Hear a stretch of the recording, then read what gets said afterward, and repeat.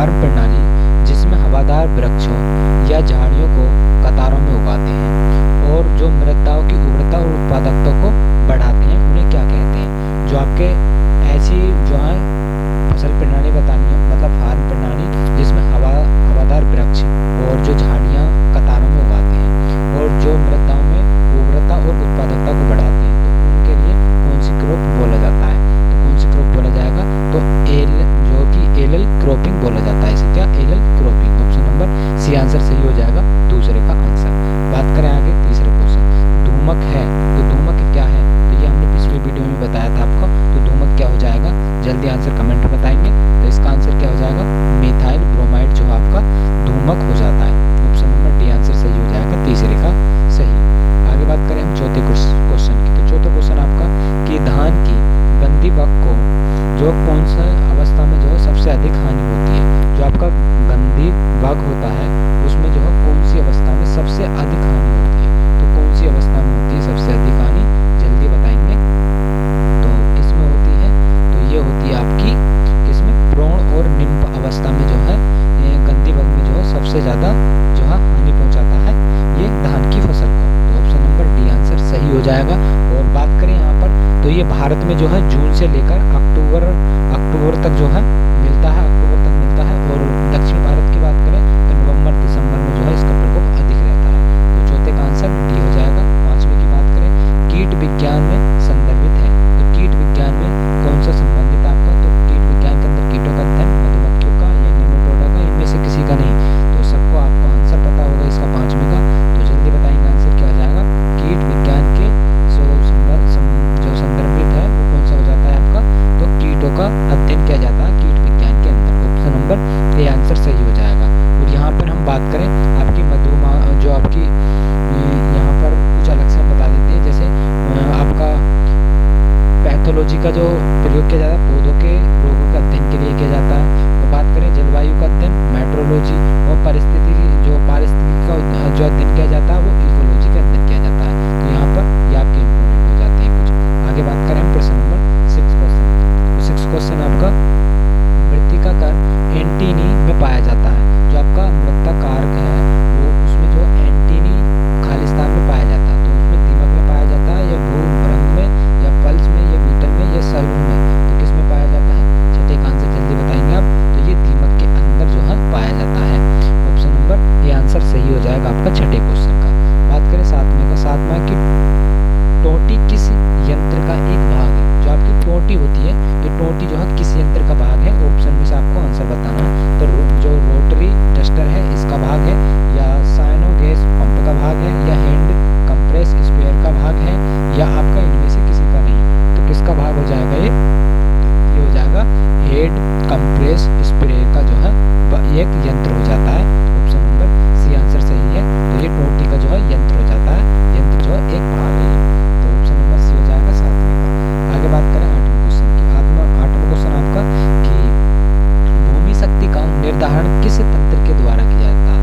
तो जो भूमि शक्ति का निर्धारण किस तंत्र के द्वारा किया जाता है? तो पेनोमीटर, माइक्रोमीटर, या हाइड्रोमीटर, या डायनोमीटर? तो किसके द्वारा किया जाएगा? तो आठवें का आंसर जल्दी बताएंगे आप, क्या हो जाएगा? तो जो भूमि शक्ति का मापन जो किया जाता है किसके द्वारा? तो डायनोमीटर के द्वारा किया जाता है। तो ऑप्शन नंबर डी आंसर सही हो जाएगा आपका आठवें का। नवें की बात करें, भारत में बीज उत्पादन की किस पीढ़ी पद्धति को अपनाया जाता है? तो भारत में जो है आपकी कितने जो बीज प्रणाली पद्धति हैं अपनाई जाती हैं? तो कौन सी अपनाई जाती हैं? जल्दी आंसर बताएंगे, आपको सबको पता होगा। तो कौन सी होती हैं?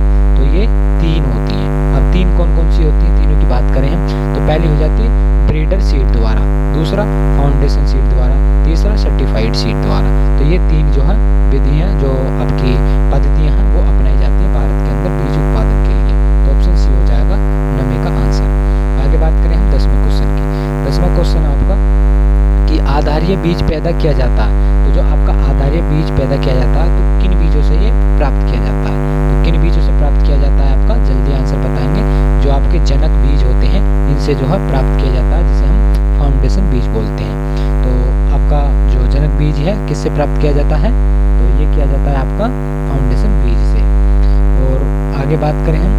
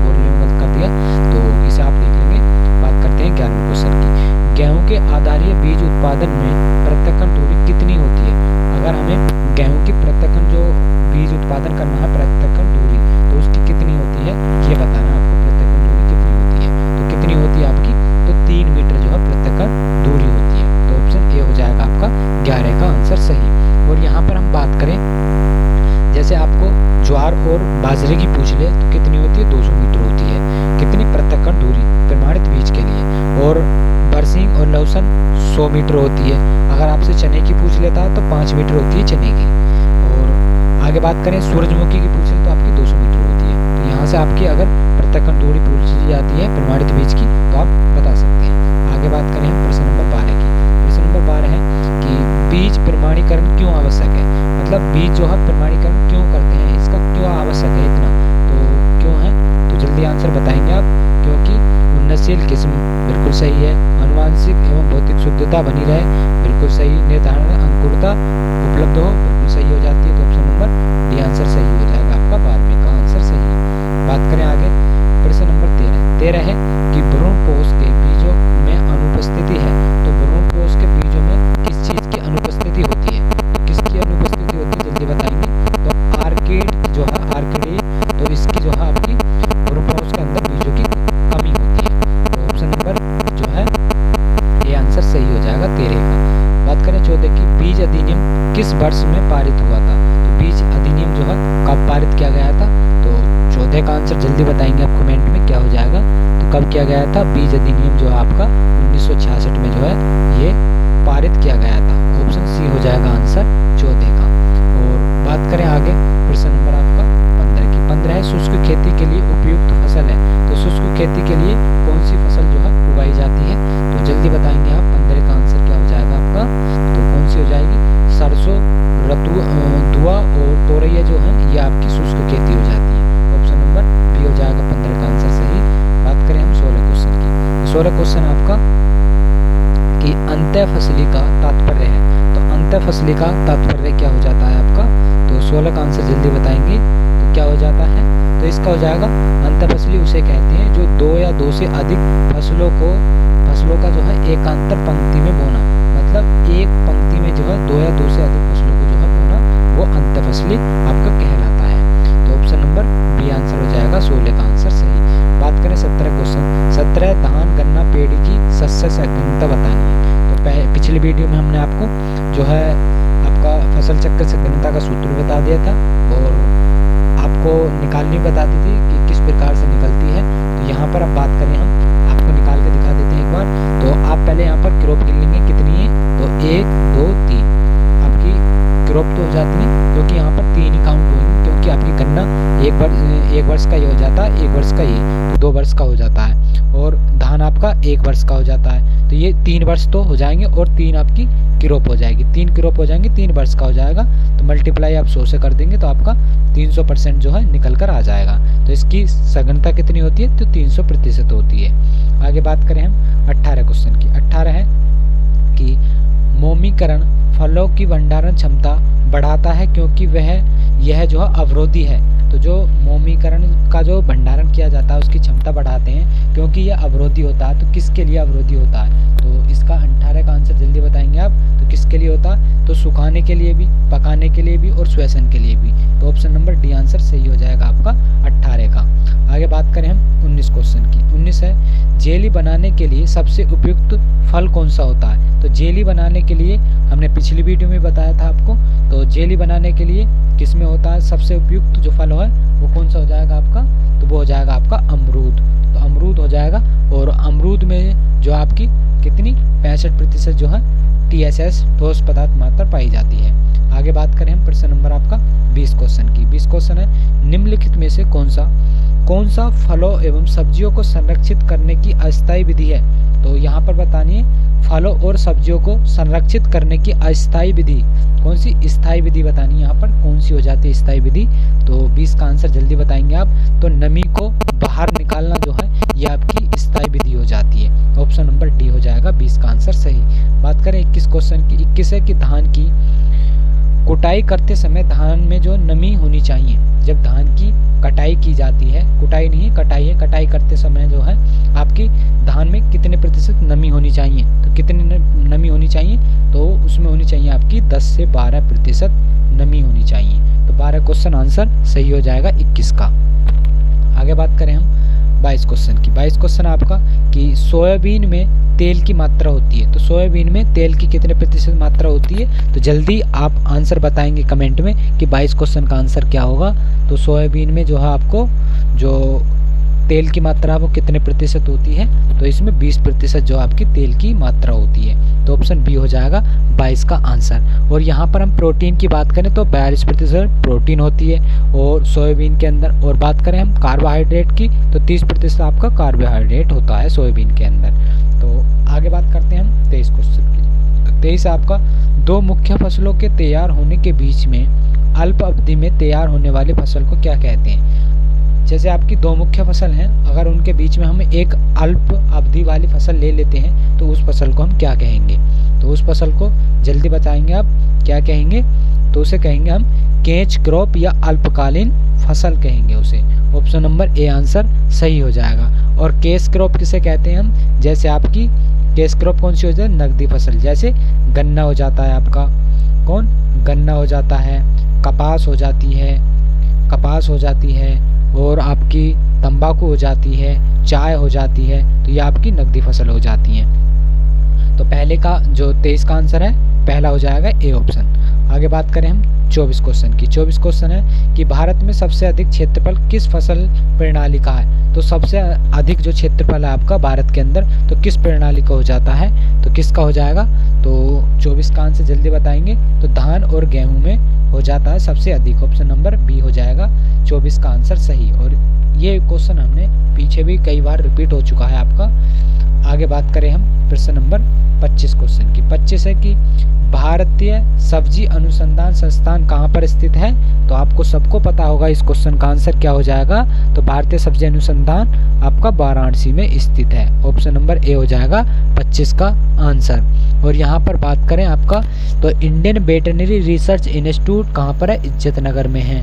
और बात करें Indian institute of sugar cane research कहाँ पर है, लखनऊ में। और हॉर्टिकल्चर की बात करें रिसर्च तो कहाँ पर हो जाता है, ये बेंगलुरु में हो जाता है।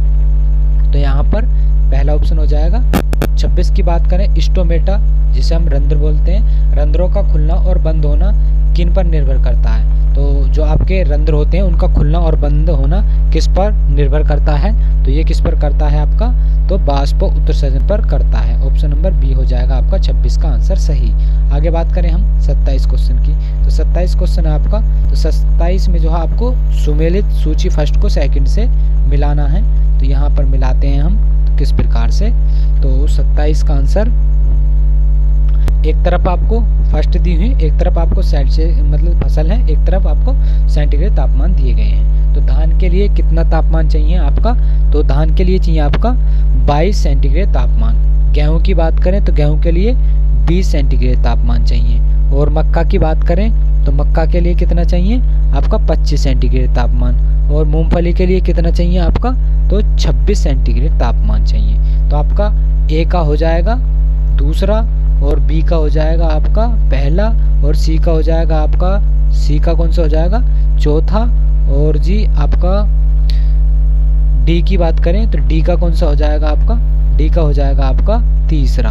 तो यहाँ पर देख लेंगे दूसरा पहला चौथा तीसरा, तो कौन सा हो जाएगा दूसरा पहला चौथा तीसरा। तो ऑप्शन नंबर बी आंसर सही हो जाएगा 27 का आंसर। आगे बात करें हम आपका 28 क्वेश्चन। इनमें से कौन सा द्वितीयक मेटाबोलाइट है, मतलब इनमें से जो है द्वितीय मेटाबोलाइट कौन सा है। तो ऑप्शन जल्दी बताएंगे आप कौन सा सही होगा इनमें से। तो कौन सा हो जाएगा आपका, तो इसमें आंसर हो जाएगा आपका टेनिन जो है यह आपका मेटाबोलाइट हो जाता है। ऑप्शन नंबर सी हो जाएगा 28 का आंसर सही। बात करें आगे प्रश्न नंबर हम 29 क्वेश्चन की। 29 क्वेश्चन आपका क्रोमोसोम्स में कौन सा आनुवांशिक पदार्थ है। तो यहाँ पर बताना जो क्रोमोसोम्स होते हैं उनमें कौन सा आनुवांशिक पदार्थ है। तो कौन सा हो जाता है आपका, तो इसमें हो जाएगा DNA। क्या होता है, DNA जो है क्रोमोसोम्स में आनुवांशिक पदार्थ होता है। आगे बात करें हम प्रश्न नंबर आपका 30। एक स्वपरागित फसल है, तो स्वपरागित कौन सी फसल हो जाती है आपकी, तो स्वपरागित फसल आपकी हो जाएगी, जल्दी बताएंगे आप कौन सी हो जाएगी, तो ये धान हो जाएगी। धान कैसी हो जाएगी, स्वपरागित। तो ऑप्शन बी हो जाएगा सही। और बात करें हम यहाँ पर मक्का की, मक्का आपकी हो जाती है परपरागण और गन्ना हो जाता है आपका परपरागण। और बात करें हम आपकी स्वपरागित और फसलों की, जैसे आपका धान तो है ही, गेहूँ हो जाता है और जूट हो जाता है और मूंगफली हो जाती है, ये आपकी स्वपरागित फसल ही होती हैं। बात करें आगे प्रश्न नंबर 31 की। 31 है, मेंडल ने मटर में कुल कितने लक्षणों का वंशानुगत अध्ययन किया था? तो कितने जो आपके लक्षण थे जो उनका जो अध्ययन किया था, तो कितने थे? तो वो थे आपके 7 लक्षण थे। ऑप्शन नंबर बी सही है इसका। और 7 कौन कौन से थे? एक था बीज की आकृति, दूसरा था बीज का रंग, दूसरा था फल का रंग, तीसरा था फली की आकृति, चौथा और अगला था फूल का स्थान, और आपका छठा था फली का स्थान, और जी एक फूल का स्थान, एक फली का स्थान, एक तने की लंबाई। तो ये आपके 7 लक्षण थे। आगे बात करें हम 32 क्वेश्चन, इनमें से कौन सा बाह्य गुणसूत्री अनुवांशिकता के लिए उत्तरदायित्व नहीं है? किसके लिए? बाह्य गुणसूत्री अनुवांशिकता के लिए उत्तरदायित्व नहीं है। तो कौन सा नहीं होता? माइक्रोकाइंडा, प्लास्टिडियम या प्लाइडियम या मीसोसोम्स। तो कौन सा नहीं है आपका? तो कौन सा हो जाएगा? मीसोसोम्स जो है यह आपका बाह्य गुणसूत्रीय अनुवांशिकता के लिए उत्तरदायित्व नहीं है। तो ऑप्शन नंबर डी हो जाएगा आंसर 32 का। आगे बात करें हम 33 क्वेश्चन की। 33 क्वेश्चन आपका कि प्राकृतिक चयन के बारे में हमारी आधुनिक समझ के अनुसार योग्यता सदस्य वे हैं, मतलब कौन कौन से हैं? तो यहाँ से आपको सही ऑप्शन बताना है, कौन सा सही हो जाएगा 33 का आंसर। तो इसमें जो आपका हो जाएगा, जिनमें विशिष्ट वातावरणीय दशाओं का सामना करने की अधिकतम क्षमता होती है, तो वो जो है हमारी आधुनिक समझ के लिए जो है योग्यता सदस्य हैं। तो ऑप्शन नंबर सी ऑप्शन सही हो जाएगा 33 का। बात करें 34 क्वेश्चन की। तो 34 क्वेश्चन आपका कि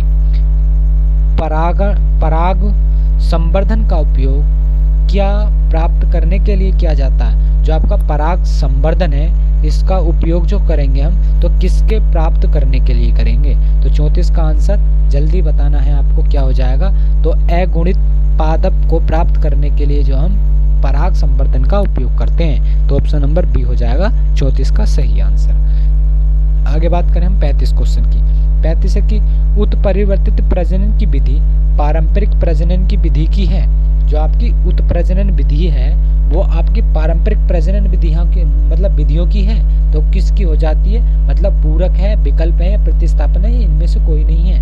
तो कौन सी हो जाएगी आपकी? तो ये पूरक विधि होती है आपकी, जो उत्परिवर्तित प्रजनन विधि होती है। तो उसकी जो पारंपरिक प्रजनन विधियां होती हैं वो पूरक होती हैं, बिल्कुल इसके सेम होती हैं। तो 35 का आंसर आपका ए आंसर सही हो जाएगा।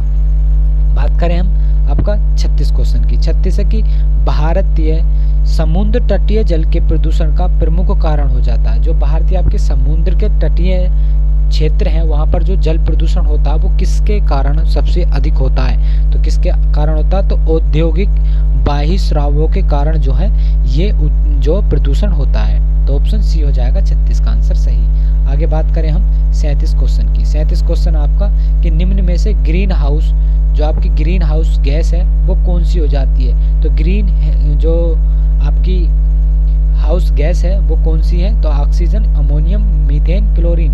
तो कौन सी हो जाती है आपकी? तो ये हो जाएगी मीथेन हो जाती है आपकी greenhouse gas. Option number C answer सही हो जाएगा।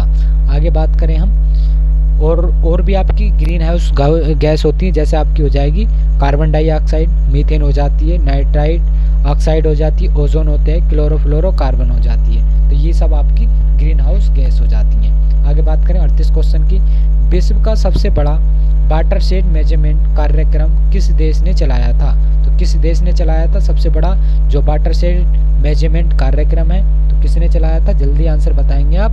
तो ये चीन के द्वारा चलाया गया था। ऑप्शन नंबर बी आंसर सही हो जाएगा। और दूसरा चलाने वाला जो था देश वो था आपका भारत। तो दूसरे नंबर पर कौन था? भारत। और पहले पर आपका चीन था जो सबसे बड़ा वाटर मेज कार्यक्रम जो चलाया था। आगे बात करें हम 39 क्वेश्चन की। 39 है कि अपृष्ठ जल निकास में किस प्रकार की नालियां बनाते हैं? जो आपकी अपृष्ठ जल निकास होती है उसमें किस प्रकार की नालियां हम बनाते हैं? तो आपकी स्थायी नाली बनाते हैं और अस्थायी नाली और स्थायी नाली दोनों बनाते हैं और कटआउट नाली भी बनाते हैं। तो ऑप्शन नंबर डी आंसर सही हो जाएगा। तो ये ऑप्शन नंबर आपका डी यहाँ पर सही हो जाता है 39 का। 40 की बात करें, निम्न में से कौन सा जल क्षरण का जो है प्रकार है? तो जल क्षरण का प्रकार बताना है आपको। 40 का आंसर क्या हो जाएगा? तो इसमें से जो है आपका कोई नहीं होता। तो इनमें से जो है कोई नहीं है, नहीं तो क्षणों सरिता क्षरण होता है, न परत द्वारा न अवनालिका। अब होते कौन कौन से हैं इनको एक बार देख लेते हैं। जैसे उच्च क्षरण होता है आपका, एक परत क्षरण होता है, अपर्दन होता है, और एक रिल अपर्दन या क्षरण होता है, अवनालिका अपर्दन होता है, और सरिता अपर्दन होता है। तो ये आपके 5 प्रकार हो जाते हैं आपके जल क्षरण के। तो यहाँ से क्वेश्चन पूछा जाए तो आप बता सकते हैं। आगे बात करें हम 40 क्वेश्चन की। 40 है कि इनमें से कौन सा जल क्षरण का प्रकार नहीं है। तो जल क्षरण का प्रकार कौन सा नहीं है, तो 40 का आंसर अभी बताया था।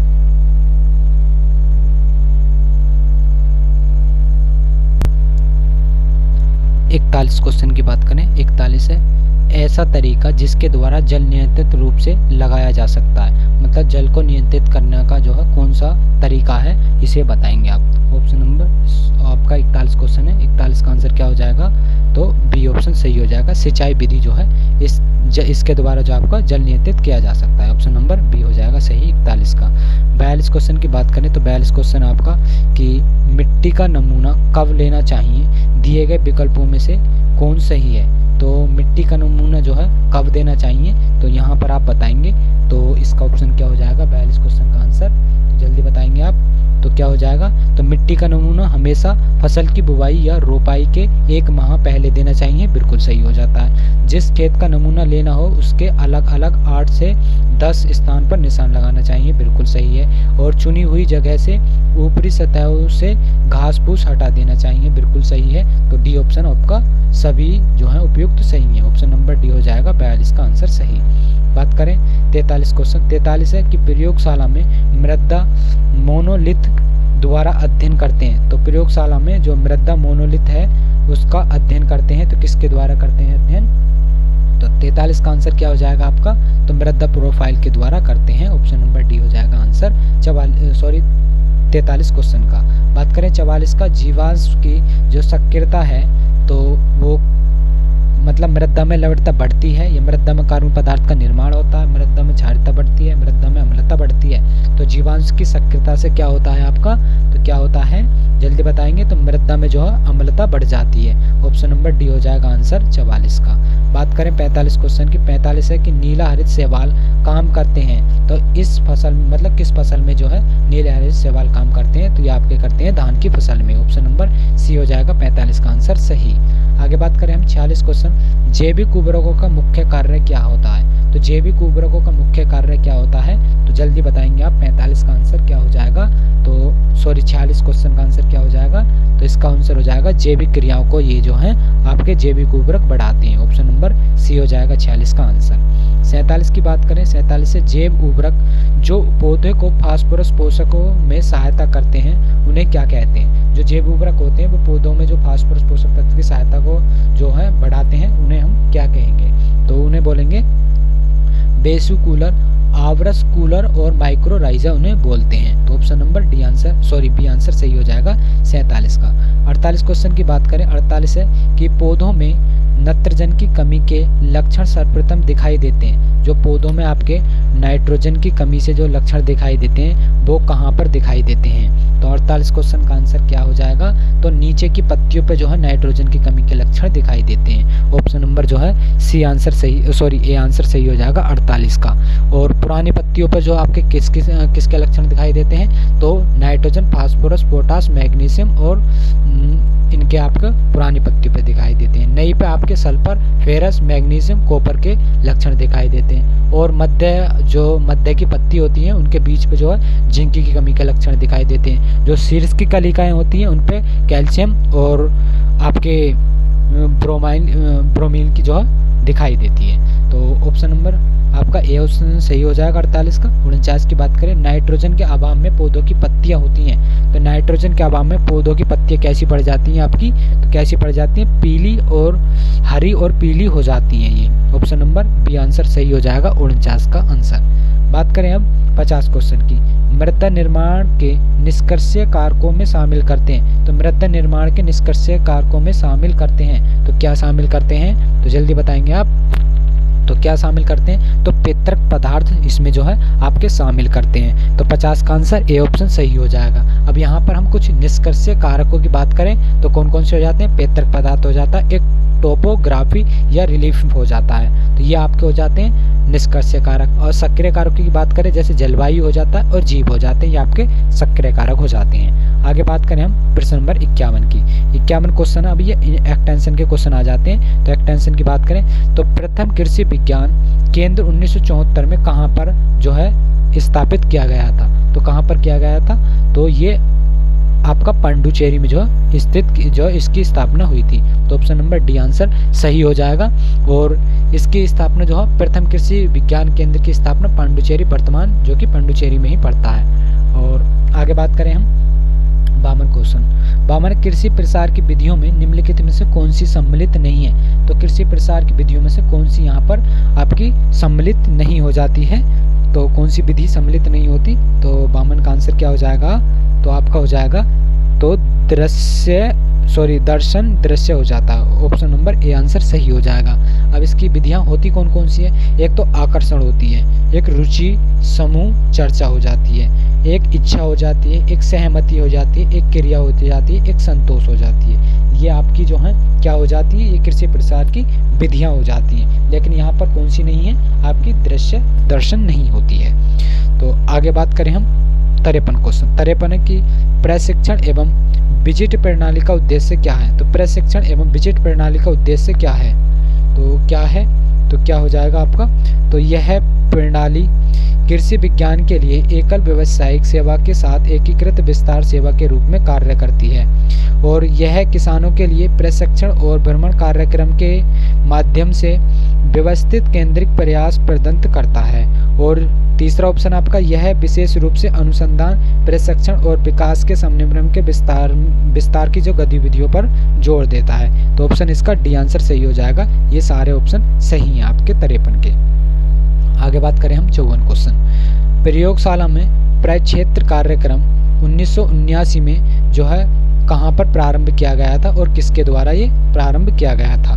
तो किसके द्वारा किया गया था, तो आपका 54 का आंसर क्या हो जाएगा आपका, जल्दी बताएं। तो आपका हो जाएगा ICAR के द्वारा जो है इसे प्रक्षेत्र कार्यक्रम 1979 में जो है शुरू किया गया था। बात करें 55 क्वेश्चन। 10 लाख कूप योजना का प्रारंभिक वर्ष था, जो आपकी 10 लाख कूप योजना का प्रारंभिक वर्ष था वो कौन सा था आपका, तो कौन सा हो जाएगा आपका, तो 55 का आंसर क्या हो जाएगा, तो ए ऑप्शन हो जाएगा 1994। तो 1994 में 10 लाख कूपन योजना का उद्देश्य था। और सामुदायिक विकास परियोजना कब, 1952 में। राष्ट्रीय विस्तार सेवा योजना 1953 में। अधिक उपज प्रणाली कार्यक्रम 1965 से 66 में। अब बात करें हम प्रश्न नंबर 56 की। 56 क्वेश्चन आपका कि पेराई सत्र 2023-24 के लिए गन्ने की औसतन प्रजाति का मूल्यांकन 350 से बढ़ाकर कितना कर दिया गया था। तो कितना कर दिया गया था, तो 370 रुपये कर दिया गया था। ऑप्शन नंबर सी आंसर सही हो जाएगा 56 को। प्रश्न नंबर की बात करते हैं 57 की। 57 क्वेश्चन आपका कि प्राथमिक कृषि सहकारी समिति का उपलब्ध कराती है। जो आपकी प्राथमिक कृषि सहकारी समिति होती है वो आपको क्या मतलब कौन सा ऋण प्रदान करती हैं। तो कौन सा ऋण प्रदान करती हैं, वो करती हैं आपका तो अल्प एवं मध्य अवधि का ऋण जो है ये प्राप्त करती हैं। ऑप्शन नंबर बी ऑप्शन सही हो जाएगा 57 का। 58 की बात करें तो 58 है कि कृषि लागत एवं मूल्य आयोग द्वारा न्यूनतम मूल्य निर्धारण करने के लिए निम्न में से कौन सा कथन सत्य हो जाता है। किसके लिए, कृषि लागत और मूल्य आयोग द्वारा जो न्यूनतम मूल्य निर्धारण करने के लिए। तो कौन सा हो जाएगा 58 का आंसर, जल्दी बताएंगे आप। तो खेत की लागत से हो जाता है। ऑप्शन नंबर डी आंसर सही हो जाएगा 58 क्वेश्चन का। 59 की बात करें, 59 आपका कि कृषि उपज के विपणन कार्य हेतु सहकारी क्षेत्र में राष्ट्रीय स्तर पर राष्ट्रीय कृषि सहकारी विपणन संघ की स्थापना कब की गई थी। तो कब की गई थी इसकी स्थापना, तो आपका 1958 में इसकी स्थापना की गई थी। ऑप्शन नंबर सी आंसर सही हो जाएगा 59 का। बात करें 60 क्वेश्चन की। 60 क्वेश्चन आपका कि कृषि के विकास में सांख्यिकी का महत्व है। तो कृषि के विकास में सांख्यिकी का क्या महत्व हो जाता है, तो जल्दी बताएंगे। 60 का आंसर क्या हो जाएगा, तो इसमें हो जाएगा डेटा और संख्यात्मक जानकारियों को हासिल करना। बिल्कुल भारत जैसे कृषि प्रधान अर्थव्यवस्था वाले देश में बिल्कुल कृषि जनसंख्या के बहुसंख्यक वर्ग की दैनिक आजीविका बिल्कुल सही। तो ऑप्शन नंबर डी ऑप्शन सही हो जाएगा 60 का। बात करें 61 क्वेश्चन की। डॉक्टर बी कुरियर किस क्षेत्र से संबंधित थे? तो डॉक्टर बी कुरियर किससे संबंधित है? तो आपके थे डेयरी दुग्ध उत्पादन से। ऑप्शन नंबर बी ऑप्शन सही हो जाएगा। और इन्होंने ऑपरेशन फ्लड नामक परियोजना का जो है उद्घाटन किया था, या इन्होंने ये चलाई थी। तो ऑपरेशन फ्लड योजना किसने चलाई थी आपकी? तो डॉक्टर वी कुरियन ने चलाई थी। ऑप्शन बी हो जाएगा 61 क्वेश्चन का आंसर। बात करें 62 क्वेश्चन। 62 है कि गर्भवती गाय के दाने में किस पदार्थ की अधिकता होनी चाहिए? तो गर्भवती गायों के अंदर किसकी अधिकता होनी चाहिए? तो प्रोटीन की अधिकता होनी चाहिए। ऑप्शन बी हो जाएगा सही। 63 की बात करें तो ऑपरेशन फ्लड किससे संबंधित है? तो दुग्ध उत्पादन से हो जाता है। किससे? दुग्ध उत्पादन से। आगे बात करें हम 64 क्वेश्चन की। 64 क्वेश्चन आपका कि मुर्गी के अंडे में कवच होता है, तो मुर्गी के अंडे पे कितने प्रतिशत का कवच होता है? तो इसका आंसर जल्दी बताएंगे आप। 64 का आंसर क्या हो जाएगा? तो 64 का आंसर क्या हो जाएगा? तो जल्दी बताएंगे। तो क्या हो जाएगा? अंडे के बाहर का 8 से 11% जो है ये कवच होता है अंडे के ऊपर। ऑप्शन नंबर ए हो जाएगा सही। 65 की बात करें तो पशुओं के खुरपका और मुंहपका बीमारी सामान्यतः किस मौसम में होती है? तो किस मौसम में होती है खुरपका और मुंहपका बीमारी? तो ये होती है आपकी किसमें? बरसात के मौसम में। ऑप्शन नंबर सी हो जाएगा आंसर सही 65 का। यहाँ पर 65 क्वेश्चन आपके ये एग्रीकल्चर के होते हैं। बात करेंगे हम कंप्यूटर के 15 क्वेश्चनों की। तो 15 क्वेश्चनों की बात करें हम पहले तो कंप्यूटर एवं सूचना प्रौद्योगिकी। तो इसमें पहला क्वेश्चन आपका ALU कंप्यूटर के कंप्यूटर का कौन सा हिस्सा हो जाता है? तो ALU कंप्यूटर का कौन सा हिस्सा है? तो कौन सा हिस्सा हो जाता है? जल्दी आंसर बताएंगे आप। तो क्या हो जाएगा? तो ये हो जाता है आपका प्रोसेसर का जो है ये भाग या हिस्सा हो जाता है। ऑप्शन नंबर डी आंसर हो जाएगा 66 का। 67 की बात करें सुपर कंप्यूटर परम 800 का विमोचन किस वर्ष में किया गया था? तो जो आपका सुपर कंप्यूटर है आपका परम 8000, तो इसका विमोचन जो है किस वर्ष किया गया था? तो किस वर्ष किया गया था आपका? तो 1991 में इसका विमोचन किया गया था। ऑप्शन नंबर बी हो जाएगा आंसर सही 67 क्वेश्चन का। 68 की बात करें तो 68 क्वेश्चन आपका कि यहाँ पर बताना है 68 का आंसर। तो थोड़ा ऊपर कर लेंगे जूम आउट।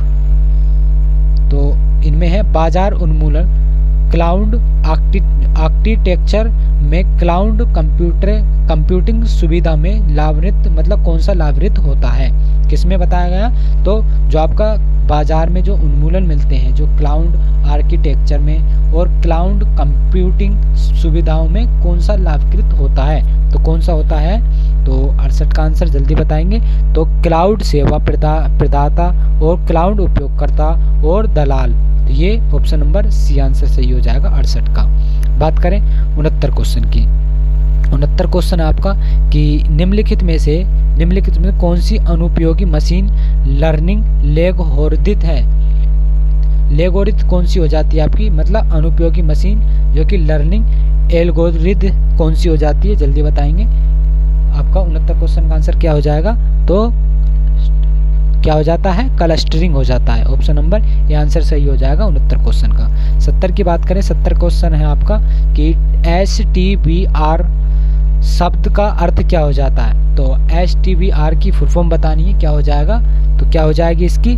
तो सेगमेंट टेबल बेस रजिस्टर्स जो होते हैं इसकी फुल फॉर्म होती है, इसका अर्थ हो जाता है। ऑप्शन नंबर बी आंसर सही हो जाएगा। और ये जो है मेमोरी की ओर जो सर्किट होता है ये उसकी तरफ संकेत करती है। तो 70 का आंसर बी हो जाएगा। बात करें 71 क्वेश्चन। 71 है एक प्रकार की कंप्यूटिंग जो गणना भंडारण या यहाँ तक कि एप्लीकेशन सेवा नेटवर्क के रूप में कार्य करता है। तो कौन करता है?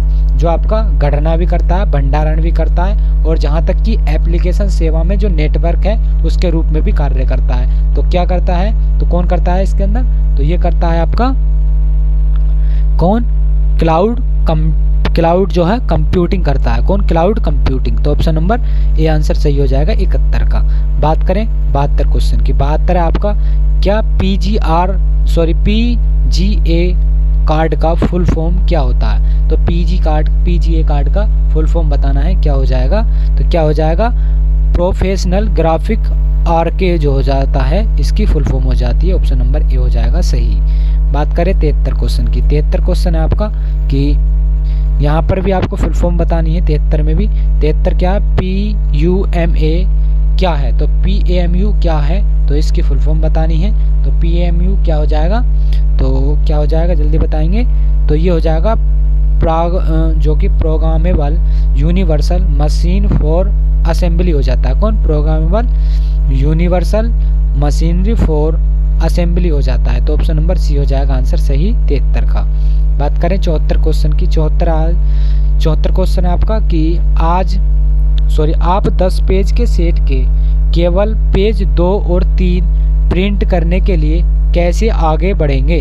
तो कैसे आगे बढ़ेंगे आप, तो पेज विद रेंज 2 से 3 भरेंगे, या प्रिंट को सेलेक्ट करेंगे, या प्रिंट ऑल करेंगे, या प्रिंट करंट पेज करेंगे। तो क्या करेंगे आप, अगर हमें 10 पेज हैं और उनमें से 2 और 3 पेज निकालने हैं, तो उसके लिए हम क्या करेंगे, उसमें कस्टमाइज का जो ऑप्शन होता है वहाँ पर हम क्लिक कर वहाँ से पेज को हम सेलेक्ट कर लेंगे, जहाँ से हमें जहाँ तक के पेज निकालने हैं। तो क्या हो जाएगा, पेज विद जो रेंज है 2 से 3 तक की हम भर लेंगे, वो पेज आपके निकल जाएंगे। ऑप्शन ए सही हो जाता है 74 आंसर। 75 की बात करें। 75 है कि MS एक्सेल में 2016 में ओपन डायलॉग बॉक्स खोलने के लिए शॉर्टकट की क्या होती है। तो ओपन डायलॉग खोलने के लिए कौन सी हो जाएगी आपकी, तो Ctrl+F12 जो होती है, ये आपकी जो डायलॉग बॉक्स खोलने के लिए हो जाती है MS एक्सेल के अंदर। तो ऑप्शन बी हो जाएगा 75 का आंसर सही। और यहाँ पर थोड़ा कम दिख रहा है तो आप इसे एडजस्ट कर लेंगे। तो 75 क्वेश्चन है, 75 तो हमने करा दिया, बी ऑप्शन सही है। 76 की बात करते हैं आगे। 76 क्वेश्चन है कि निम्न में से MS वर्ड की अंतर्निहित सुविधा नहीं है। तो MS वर्ड की अंतर्निहित सुविधा कौन सी नहीं है, तो लाइव स्ट्रीम ये आपकी नहीं होती है MS वर्ड के अंदर। तो ऑप्शन ए आंसर सही हो जाएगा 76 का। 77 की बात करें। 77 क्वेश्चन है कि MS ऑफिस 2010 की एक्सेल वर्कबुक में डिफ़ॉल्ट तौर पर कितनी वर्कशीट शामिल होती हैं। जो आपकी MS एक्सेल 2010 है उसमें जो वर्कबुक में जो डिफ़ॉल्टर तौर पर कितनी वर्कशीट हम जो है शामिल कर सकते हैं, तो कितनी कर सकते हैं आपकी 3 जो है वर्कशीट उसमें शामिल कर सकते हैं। ऑप्शन नंबर सी हो जाएगा आंसर सही 77 का। 78 की बात करें। 78 है तत्कालिक संदेश प्रेषण का उदाहरण क्या हो जाता है। तो तत्कालिक संदेश अगर हमें भेजना है तो वो क्या हो जाएगा, किसके द्वारा भेजेंगे हम, तो 78 का आंसर जल्दी बताएंगे, क्या हो जाएगा, हैंग आउट हो जाएगा। तो ऑप्शन नंबर ए आंसर सही हो जाएगा। बात करें 79 क्वेश्चन। 79 आपकी निम्नलिखित में से कौन सा एक इंटरनेट ब्राउज़र नहीं है। तो इंटरनेट ब्राउज़र कौन सा नहीं है, यहाँ पर जल्दी बताएंगे। सफारी भी आपका है और फायरबॉक्स भी है और क्रोम भी है, लेकिन पांडा नहीं होता है ये आपका इंटरनेट ब्राउज़र। ऑप्शन ए हो जाएगा 79 क्वेश्चन। बात करें 80 क्वेश्चन की। 80 क्वेश्चन आपका इनमें से कौन सा ऑपरेटिंग सिस्टम नहीं है, तो यहाँ पर बताना है 80 का। तो जल्दी कमेंट में बताएंगे 80 क्वेश्चन का आंसर जो ऑपरेटिंग सिस्टम नहीं है। तो कौन सा है आपका, जो आर्केल है, जो आर्केल यह आपका ऑपरेटिंग सिस्टम नहीं है। डोस भी आपका ऑपरेटिंग, लिनक्स भी हो जाता है, विंडोज़ भी हो जाता है, ये आपके ऑपरेटिंग सिस्टम है। लेकिन आपका जो आर्केल है ये आपका ऑपरेटिंग सिस्टम नहीं है। तो यहाँ पर जो है आपके कंप्यूटर के होते हैं 15 क्वेश्चन। तो 15 क्वेश्चन यहाँ पर आपके कंप्यूटर के हो जाते हैं। अब बात करेंगे हम उत्तर प्रदेश की सामान्य जानकारी जो कि 20 नंबर का आपके पूछे जाएंगे। तो अगर आपने अभी तक चैनल को सब्सक्राइब नहीं किया है तो चैनल को जरूर सब्सक्राइब कर लें, क्योंकि यहाँ पर आपको पूरे 15 प्रैक्टिस सेट मिलने वाले हैं। तो और करते हैं फिर हम 51 क्वेश्चन से शुरू। तो 51 क्वेश्चन आपका निम्नलिखित में से कौन कभी भी उत्तर प्रदेश का राज्यपाल नहीं बना। मतलब इनमें से बताना है कौन जो कि उत्तर प्रदेश का जो राज्यपाल नहीं बना है। तो अभी तक कौन नहीं बना है राज्यपाल, तो उत्तर प्रदेश का वो है N.A. तिवारी, ये आपके उत्तर प्रदेश के राज्यपाल नहीं बने हैं। तो ऑप्शन ए आंसर सही हो जाएगा इसका। और अब तक जो अब वर्तमान में जो आपके राज्यपाल हैं वो कौन है, आनंदी बेन पटेल जो है राज्यपाल हैं। आगे बात करते हैं हम 82 क्वेश्चन। 82 उत्तर प्रदेश में जनसंख्या का सर्वाधिक सांद्र पाया जाता है। तो उत्तर प्रदेश के अंदर जो है जनसंख्या का सर्वाधिक सांद्र मतलब कौन से जिले में पाया जाता है, तो कौन से जिले में पाया जाता है आपका, तो ये हो जाएगा प्रयागराज के अंदर सर्वाधिक जनसंख्या पाई जाती है। ऑप्शन बी हो जाएगा आंसर सही। 83 की बात करें, निम्न में से किस राज्य में भारत के प्रथम अमृत सरोवर का उद्घाटन किया गया था? तो प्रथम अमृत सरोवर का उद्घाटन किस में किया गया था आपका? तो आपका कहाँ पर किया गया था? तो उत्तर प्रदेश के अंदर किया गया था। ऑप्शन नंबर डी आंसर सही हो जाएगा 83 का आंसर। और कब किया गया था? तो 13 मई 2022 को जो है प्रथम अमृत सरोवर का उद्घाटन किया गया था। और कौन से जिले में है ये? तो ये हो जाता है आपका कहाँ पर? रामपुर जिले में। किसी में? रामपुर जिले में। बात करें आगे 84 क्वेश्चन 84 उत्तर प्रदेश में मिड डे मील कार्यक्रम आरंभ किया गया था। तो मिड डे मील कार्यक्रम आरंभ कब से किया गया था? तो कब से किया गया था आपका? तो 1995 से ये शुरू किया गया था। ऑप्शन नंबर सी आंसर सही हो जाएगा। कब किया गया था? तो 15 अगस्त। कब? 15 अगस्त 1995 को जो है ये शुरू किया गया था।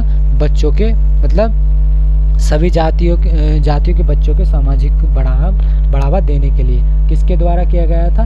तो मुख्यमंत्री जो कमाल राज थे, तो उनके द्वारा जो है इसे शुरू किया गया था। तो कहाँ के? तमिलनाडु के जो थे। आगे बात करते हैं 85 क्वेश्चन 85 उत्तर प्रदेश में मूल्य वर्धित कर वेट लागू हुआ था। जो आपका मूल्य वर्धित कर है वो उत्तर प्रदेश में कब लागू किया गया था? तो कब किया गया था? 1 जनवरी 2008 को लागू किया गया था। ऑप्शन नंबर बी आंसर सही हो जाएगा। और कब किया गया था? तो 1 जनवरी 2008 को। बात करें 86 क्वेश्चन उत्तर प्रदेश में कृषि अनुसंधान परिषद निम्नलिखित में से किस स्थान पर अवस्थित है? तो कौन सा? कृषि अनुसंधान परिषद जो है कहाँ पर स्थित हो जाता है ये आपका? तो इस कहाँ पर हो जाएगा? लखनऊ के अंदर। ऑप्शन नंबर बी आंसर सही हो जाएगा। और इसकी स्थापना कब हुई थी? तो जुलाई 1989 में जो आपका कृषि विश्वविद्यालय में कृषि विभाग एवं कृषि से संबंधित अन्य विभाग की स्थापना हुई थी। आगे बात करें हम 87 क्वेश्चन आपका निम्नलिखित में से अनुसूचित जनजाति बिजनौर जिले में निवास करती हैं। तो कौन सी अनुसूचित जनजाति है जो बिजनौर जिले में निवास करती हैं? इसका आंसर आप कमेंट में बताएंगे जल्दी। क्या हो जाता है? 87 का आंसर हो जाएगा माहीगिरी में जो आपकी अनुसूचित जनजाति बिजनौर जिले में जो है पाई जाती हैं। ऑप्शन सी हो जाएगा 87 का आंसर सही। बात करें 88 क्वेश्चन 88 उत्तर प्रदेश महिलाओं से संबंधित पहली पत्रिका 1874 में प्रकाशित करने का भी श्रेय जाता है, जिसके संपादन भारतेंदु हरिश्चंद्र थे। तो जो आपकी पहली पत्रिका थी जो 1874 में प्रकाशित हुई थी, किसके द्वारा? श्रेय मतलब इन्हें जो इनका किसको श्रेय जाता है? तो संपादक जो आपका भारतेंदु थे। तो इनका श्रेय किसके लिए जाता है? तो किसके लिए जाएगा? तो आपका हो जाएगा बाल बोधिनी को जो है इसका श्रेय जाता है। ऑप्शन नंबर ए आंसर सही हो जाएगा 88 क्वेश्चन का। 89 की बात करें निम्नलिखित स्थानों से कहाँ शाकंभरी देवी मेला का आयोजन किया गया था? शाकंभरी देवी मेला का आरंभ जो है कौन से जिले में किया गया था आपका? तो कौन से जिले में था? तो सहारनपुर में जो है आपका शाकंभरी देवी का मेला लगता है। ऑप्शन नंबर डी हो जाएगा आंसर 89 का। आगे बात करें हम प्रश्न नंबर 90 की। 90 क्वेश्चन है आपका कि उत्तर प्रदेश में पहले संयुक्त प्रांत के रूप में जाना जाता था और इसे किस वर्ष जो है उत्तर प्रदेश के नाम से जाने लगा? तो 1950। कब से जाने लगे ऐसा? तो आपका हो जाएगा 24 जनवरी 1950 से जो है इसे उत्तर प्रदेश के नाम से जाने लगा। और इसे 1 अप्रैल 1937 को किस नाम से जानते थे? तो ब्रिटिश शासन के समय जो है इसे संयुक्त प्रांत आगरा और अवध के रूप में जो है इसे स्थापित किया गया था। बात करें 91 क्वेश्चन 91 है कि काकोरी षड्यंत्र केस में प्रधान आरोपी पंडित रामप्रसाद बिस्मिल को जो है उत्तर प्रदेश के किस शहर में जो है फांसी दी गई थी? तो किस शहर में दी गई थी? तो गोरखपुर में इन्हें फांसी दी गई थी। तो 19 दिसंबर 1927 को पंडित रामप्रसाद बिस्मिल को गोरखपुर जेल में जो है काकोरी षड्यंत्र केस के आरोप में फांसी दी गई थी। तो किसके लिए दी गई थी? आपके पंडित रामप्रसाद बिस्मिल को गोरखपुर में 19 दिसंबर 1927 को फांसी दी गई थी। आगे बात करें हम 92 क्वेश्चन की। 92 में है जीटी रोड नहीं गुजरता। तो जीटी रोड किससे होकर नहीं गुजरता है? तो इसका आंसर जल्दी बताएंगे आप। तो 92 का क्वेश्चन क्या हो जाएगा? तो जीटी रोड किससे होकर नहीं गुजरता है? तो किससे नहीं होकर गुजरता? तो ये अलीगढ़ से होकर नहीं गुजरता है जो आपका जीटी रोड होता है। और ये होकर कहाँ कहाँ से गुजरता है इसकी बात करें हम तो यह आगरा से फिरोजाबाद को निकलता है, फिरोजाबाद से इटावा को निकलता है, वहाँ से फिर ये कानपुर निकलता है, कानपुर से फतेहपुर जाता है, फतेहपुर से प्रयागराज जाता है, प्रयागराज से वाराणसी, वाराणसी से आपका कहाँ मुगलसराय जाता है और मुगलसराय से आपका कलकत्ता जाता है। तो ये जीटी रोड इस तरह से इसका क्रम हो जाता है। बात करें 93 क्वेश्चन, निम्नलिखित में से कौन सा नाविक शक्ति संयंत्र उत्तर प्रदेश में स्थित नहीं है? तो उत्तर प्रदेश में कौन सा है जो आपका शक्ति संयंत्र केंद्र स्थित नहीं है? तो कौन सा हो जाएगा आपका? तो ये हो जाएगा आपका कौन सा हो जाएगा? तो बी हो जाएगा, नरोरा जो है ये आपका उत्तर प्रदेश में अवस्थित नहीं है। अब यहाँ पर पूछा गया है स्थित है, तो स्थित कौन सा है? नरोरा हो जाता है, लेकिन ये केंगा और पलकम्पा और कारकप्पा ये आपका नहीं होते हैं। अब बात करें हम इनकी, तो केंगा कहाँ पर हो जाता है? तो कर्नाटक में हो जाता है, और कल्पकम्मा हो जाता है ये कहाँ पर? तमिलनाडु के अंदर, और काराकापा की बात करें तो ये आपका गुजरात में हो जाता है। आगे बात करते हैं हम 94 क्वेश्चन, 94 है कि उत्तर प्रदेश का निम्नलिखित में से कौन सा जिला काली मिर्च के बर्तनों के लिए प्रसिद्ध है? तो काली मिट्टी के बर्तनों के लिए कौन सा शहर जो आपका प्रचलित है, कौन सा हो जाता है 94 का आंसर? तो आपका आजमगढ़ हो जाता है काली मिट्टी के बर्तनों के लिए। और बात करते हैं आगे प्रश्न नंबर आपका 95 की दादरी, चुनार, चुर्क तथा ढाका सभी में जो है क्या कारखाने हैं जो कि उत्पादित किसके लिए हो जाता है? तो 95 का आंसर जल्दी बताएंगे आप क्या हो जाएगा? तो सीमेंट के लिए जो है ये प्रचलित हो जाते हैं कारखाने आपके दरारी, चुनार, चुर्क और डाला में जो है आपका सीमेंट का उत्पादन सर्वाधिक किया जाता है। आगे बात करें हम 96 क्वेश्चन, 96 है कि इफको यूरिया कारखाना उत्तर प्रदेश के निम्नलिखित में से किस स्थान पर जो है स्थित है? तो किस स्थान पर जो आपका इफको यूरिया आता है इसका कारखाना उत्तर प्रदेश में कहाँ पर स्थित है? तो कहाँ पर हो जाएगा? आंवला में स्थित हो जाएगा, ऑप्शन नंबर बी हो जाएगा सही। बात करें 97 क्वेश्चन, 97 तीव्र औद्योगिकीकरण हेतु निवेश करने तथा रोजगार के अवसरों के सृजन के लिए उत्तर प्रदेश सरकार राज्यों का पहला आंकड़ा केंद्र स्थापित करेगी। तो कहाँ पर स्थापित करेगी? जो आपका तीव्र औद्योगिक है रोजगार अवसरों के सृजन के लिए कहाँ पर स्थापित करेगी? तो ये करेगी आपकी कहाँ पर? ग्रेटर नोएडा के अंदर, ऑप्शन नंबर बी आंसर सही हो जाएगा। और आगे बात करें, और ग्रेटर नोएडा को आपको श्रमिकों का जो है शहर भी कहा जाता है। 98 की बात करें, 98 क्वेश्चन आपका कि उत्तर प्रदेश में नींबू प्रधान कहाँ पर उगाया जाता है? तो नींबू का उत्पादन जो है उत्तर प्रदेश के अंदर कहाँ पर सर्वाधिक किया जाता है? तो सहारनपुर और मेरठ में नींबू का उत्पादन सबसे अधिक किया जाता है, ऑप्शन ए हो जाएगा 98 का आंसर सही। बात करें हम 99 क्वेश्चन, 99 आपका निम्न में से कंद फसल में से किसे गरीब का मित्र कहा जाता है? तो कौन सी कंद फसल है जिनमें से जो है गरीब का मित्र कहा जाता है? तो 99 का आंसर आपका क्या हो जाएगा? आलू को गरीब का जो है मित्र कहा जाता है, ऑप्शन नंबर डी आंसर सही हो जाएगा 99 का। 100 की बात करें, उत्तर प्रदेश में उगाई गई निम्नलिखित फसलों में से किसकी अवधि न्यूनतम होती है? तो सबसे कम किसकी होती है? तो मूंग की होती है सबसे कम अवधि, ऑप्शन डी हो जाएगा यहाँ पर, ऑप्शन 100 का आंसर सही। अब यहाँ पर जो है हमने आपके इस प्रैक्टिस सेट में 100 क्वेश्चन करा दिए हैं और ये क्वेश्चन आपको बहुत हेल्पफुल होंगे। और अगर जो हमारे चैनल पर नए हैं उन्होंने चैनल को सब्सक्राइब नहीं किया है तो चैनल को जरूर सब्सक्राइब कर लेंगे, जिससे आने वाली वीडियो भी आपके पास पहुंच सके। और अपना कमेंट में जो आपका स्कोर रहा वो स्कोर बताएंगे कि आपका कितना स्कोर रहा। और ये वीडियो आपको पसंद आ रही हो तो इस वीडियो को लाइक ज़रूर करते रहें और अपने दोस्तों में शेयर करें, जिससे आपके दोस्तों को भी हेल्प मिल सके।